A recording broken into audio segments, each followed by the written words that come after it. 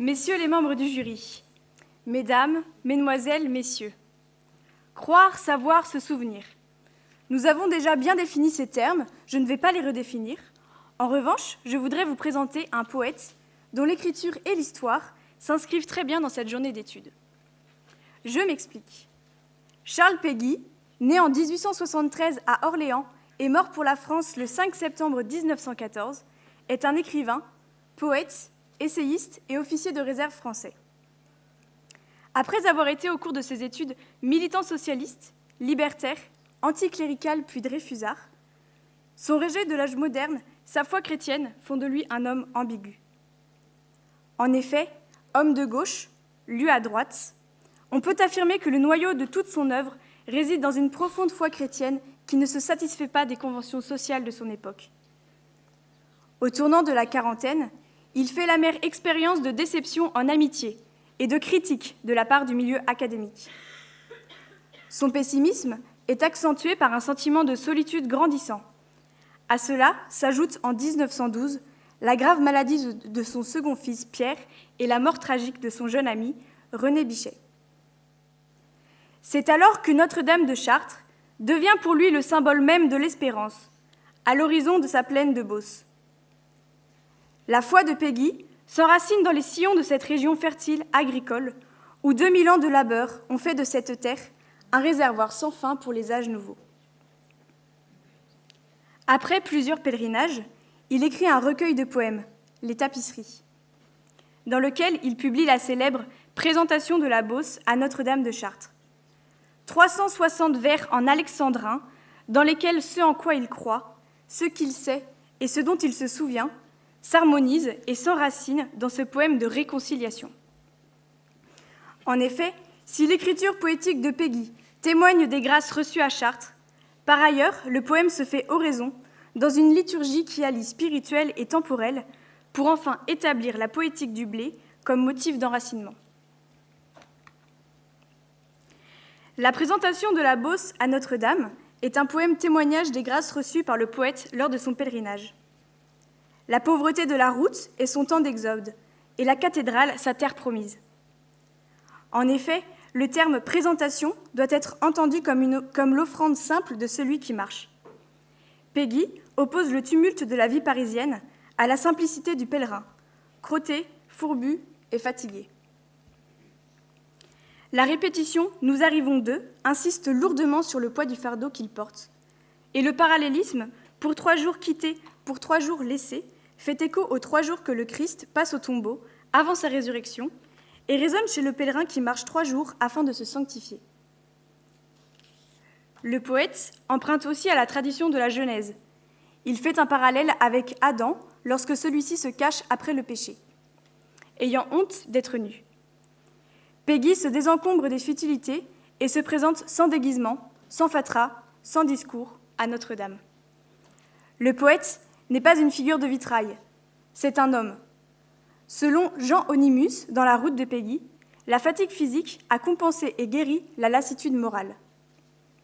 Péguy est délivré et heureux, réconcilié avec lui-même. Cette grâce d'abandon à la volonté divine lui donne un courage nouveau, plein de jeune ferveur, pour affronter les difficultés et les tentations. Une autre grâce que Péguy reçoit de Notre-Dame, c'est l'expérience de la fraternité. Tiraillé entre sa politique que nous pouvons caricaturer alors de gauche et sa foi conservatrice, il est abandonné de tous côtés par ses anciens compagnons. D'abord, Péguy réconcilie croire et savoir. Et il apprend à se réconcilier avec les hommes. Son côté socialiste n'est pas insensible aux rencontres amicales et simples que la route lui offre. La métaphore de la piétaille rapproche ces hommes rencontrés comme frères d'armes. Sentiment de proximité qui traverse diverses couches de l'histoire, de la société et du souvenir. 20 siècles de peuples et 20 siècles de rois ont appris ce que c'est d'être familier. Peuples et rois marchent ensemble, unis par un champ sémantique qui confond les échelles sociales. Dans une même dynamique, Péguy évoque la maison amie, hôtesse et fraternelle, chez qui il fait halte et prend un peu de repos avant de repartir. Cette maison appartient à un pronom indéfini, on. Et le poète parle du bon pèlerin. Il généralise des expériences personnelles par une description cliché opérant des arrêts sur image. Ainsi, on visite le potager, le pain est rompu d'une main maternelle, le repas partagé est convivial et la nuit réparatrice.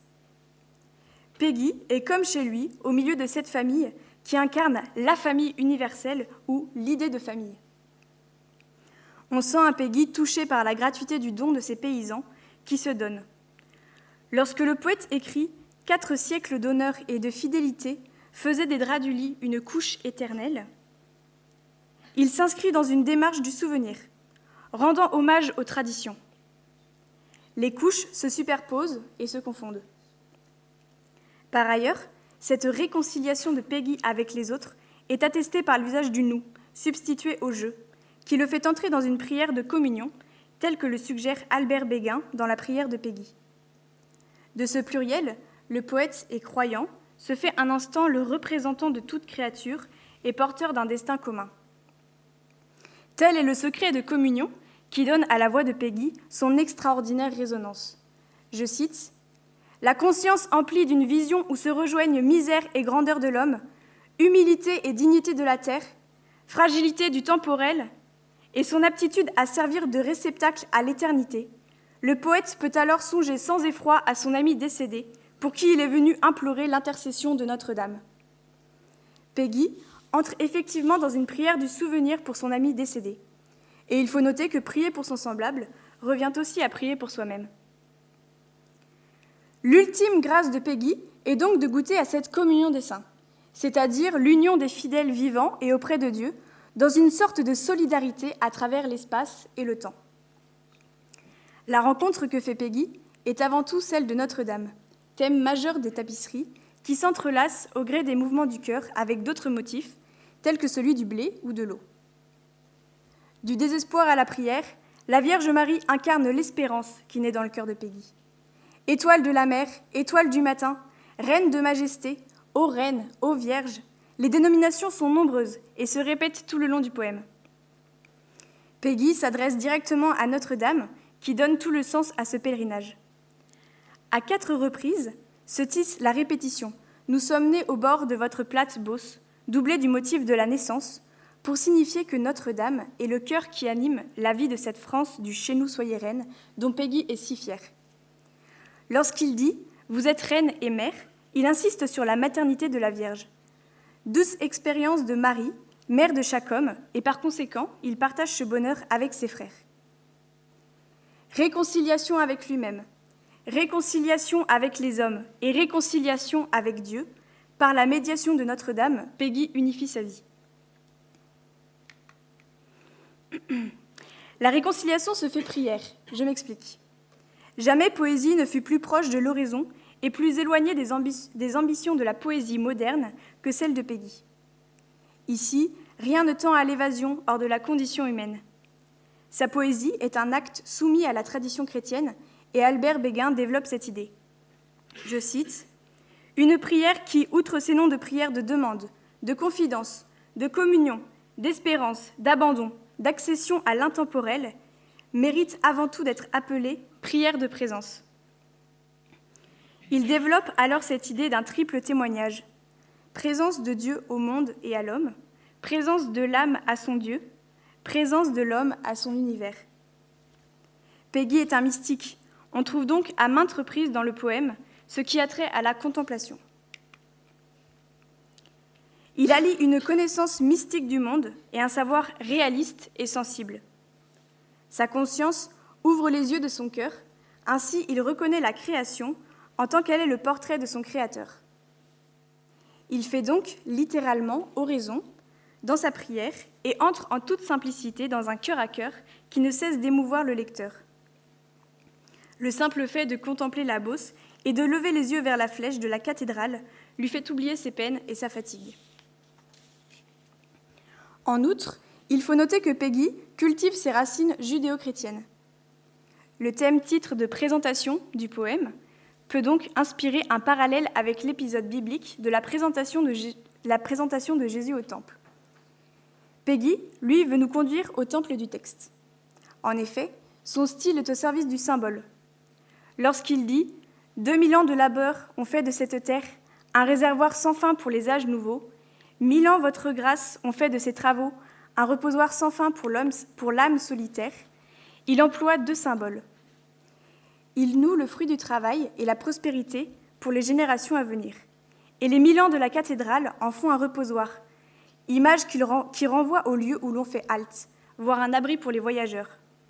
Mais surtout, l'autel orné de fleurs pour exposer le Saint-Sacrement lors de la fête Dieu, donc lié aux notions croire et se souvenir. Le recueil Les Tapisseries porte bien son nom, car la poétique de l'amplification, la prière de Peggy, torde naturellement à prendre la forme bien tissée de la litanie. Il y a notamment une litanie de Voici, 26 fois répétée. Peggy s'inscrit dans la tradition chrétienne, tout en s'adonnant à une liturgie qui lui est propre. Comme dans les mystères du chapelet, après la présentation, on peut donc méditer le recouvrement. Recouvrement de Peggy avec l'idée d'une réconciliation avec lui-même, puisqu'il se présente tel qu'il est à Notre-Dame et assume l'expression de sa foi personnelle par un poème liturgique. Cette volonté d'être unique dans l'expression de sa foi peut être mise en relation avec l'individualité du style d'un poète qui porte l'humanité, mais s'exprime différemment du monde. La prière de Peggy mêle spirituel et temporel. La peinture de la terre beauceronne semble ainsi venir pour traduire la réalité intérieure dont elle est le symbole. La marche physique est une marche de l'âme. Et la présentation de la Beauce est une présentation du cœur de l'homme. En écrivant « La route nationale est notre porte étroite », il réconcilie l'itinéraire du pèlerin et la porte étroite qui signifie le salut. L'usage de la métaphore de l'épi de blé pour désigner la flèche de la cathédrale confond description mystique et description matérielle. La flèche s'élève, tel un épi, même mouvement d'assomption de Notre-Dame, plus haut que tous les saints, plus haut que tous les rois. Mais contrairement au blé, cette flèche est en pierre et ne subira pas les effets du temps qui passe. La description n'est pas réaliste en soi, mais elle symbolise parfaitement ce que la flèche porte en elle, à la fois ce qu'il y a de plus noble et de plus modeste, comme simplement mettre du cœur à l'ouvrage. Ce n'est pas la peinture d'une architecture, mais d'une symbolique puissante. Un des grands symboles de ce poème réside dans la poétique du blé qui parcourt l'écriture de Peggy, faisant fonctionner ce motif de différentes manières. Pourquoi le motif du blé ? Peggy est un amoureux de la France rurale et il respecte profondément le travail de la terre. Ainsi, le blé signifie un savoir-faire des paysans et le pain comme nourriture de base. Peggy rend hommage à ce travail noble, lui-même issu d'une famille modeste, avec une mère rempailleuse de chaises et un père menuisier. Cette phrase en atteste : « Nous sommes nés au bord de votre plate Beauce, et nous avons connu dès nos plus jeunes ans le portail de la ferme et les durs paysans, et l'enclos dans le bourg et la bêche et la fosse. » Le motif du blé est donc symbole de la France des paysans. Au-delà d'un sentiment national, cette terre porte à la prière. Ainsi, le chapelet de Meule est à la fois une esthétique stylistique et description spirituelle. On peut parler d'un paysage état d'âme. La nature est belle et ordonnée sous le regard de Dieu. Il en va de même pour le cœur du poète réconcilié. Au-delà d'un motif qui s'apparente à un hommage rendu à la France et au travail de la terre, le motif du blé est plus largement celui du pain de vie. Cette image est inspirée de la tradition chrétienne, notamment dans la liturgie de la messe, lors de la consécration. Pain, fruit de la terre et du travail des hommes, il deviendra le pain de vie. En effet, le pain est nourriture, mais il est aussi pain hostie, qui pour les croyants devient le pain de vie, c'est-à-dire le corps du Christ qui donne la vie éternelle, la vie de l'âme. Peggy fait fonctionner le motif du blé dans une dynamique prophétique. Il manie à la perfection le jeu entre terre à terre, sans mauvais jeu de mots, et mystique. Le blé est la matière physique du pain de vie mystique, vie qui s'oppose à la mort présente dans le poème, mais que Peggy annonce déjà vaincue. C'est encore une fois l'écriture de Peggy qui réconcilie sa foi, son savoir et ses souvenirs. Il expérimente, en tant que poète, cette phrase de l'Évangile. « L'homme ne se nourrit pas seulement de pain, mais de toute parole qui vient de Dieu. » Et c'est le second sens que l'on peut donner au pain de vie. Le pain de vie, c'est aussi la parole. Parole qui enracine et qui redonne vie au poète. Le motif du blé est enfin celui de l'enracinement. Les épis ne sont que matière périssable, mais ils portent de saison en saison la vivante continuité de la paysannerie chrétienne. Ils portent en eux la fécondité. La Bible dit « Si le grain de blé tombé en terre ne meurt pas, il reste seul, mais s'il meurt, il porte beaucoup de fruits. » Le grain ne meurt pas vraiment, mais il germe et se transforme. De même, le poète qui, une fois réconcilié, s'enracine dans cette terre afin de porter du fruit. Il meurt à lui-même pour revêtir l'homme nouveau. Et c'est pourquoi le temps d'Exode était nécessaire. L'enracinement est fécond, naturellement, et il nécessite un retour aux racines. Il faut croire, savoir et se souvenir. Le « voici » est enracinement et présentation du poète qui s'offre dans ce poème. Dans la mesure où les faiblesses sont offertes à Notre-Dame, elles deviennent grandeur. Saint Paul apôtre disait dans sa lettre aux Corinthiens « C'est quand je suis faible que je suis fort ». Et on sent à la lecture de ce poème que Péguy touche du doigt le mystère chrétien. Scandale pour les Juifs et folie pour les païens, d'un Dieu tout-puissant qui s'incarne dans une pauvre crèche et qui se laisse crucifier comme un misérable. On trouve un écho à ce mystère humainement incompréhensible, mais Péguy est un mystique et son écriture est un jeu dans lequel spirituel et charnel se répondent. Ainsi, il faut que le grain de blé tombe en terre, s'enracine et soit fécond. L'écriture de la présentation de la Beauce à Notre-Dame est un moyen d'enraciner humblement sa prière dans une terre fertile. Et le parallélisme, voici le seul élan qui sache un peu monter, voici le seul propos qui s'achève et qui dure, tourne le poème de réconciliation vers l'espérance. Si j'ai choisi de vous présenter Péguy, c'est pour lui rendre un hommage. J'ai été touchée à la lecture de ce poème, à laquelle je vous invite chaleureusement, tant la présentation de la Beauce de Notre-Dame à Notre-Dame de Chartres est belle, et tant croire, savoir et se souvenir s'articulent à merveille dans sa composition. Croyant mystique et savant contemplatif, Péguy écrit donc un poème tout en réconciliation. La croyance, le savoir et le souvenir s'enracinent symboliquement à travers l'écriture, dans les sillons de la Beauce et dans le cœur du poète. Stylistiquement, sa force est de jongler avec les réseaux symboliques et sa sensibilité très humaine et très ancrée. Si une lecture herméneutique, c'est-à-dire à la recherche du sens, dévoile la puissance de son écriture poétique, le lecteur est émerveillé par son esthétique et bien plus encore par la mystique de Péguy. C'est bien l'un de nous qui parle ici, le plus simple langage, mais avec une transparence lumineuse et avec une intelligence extraordinaire des mystères de la foi. Je vous remercie.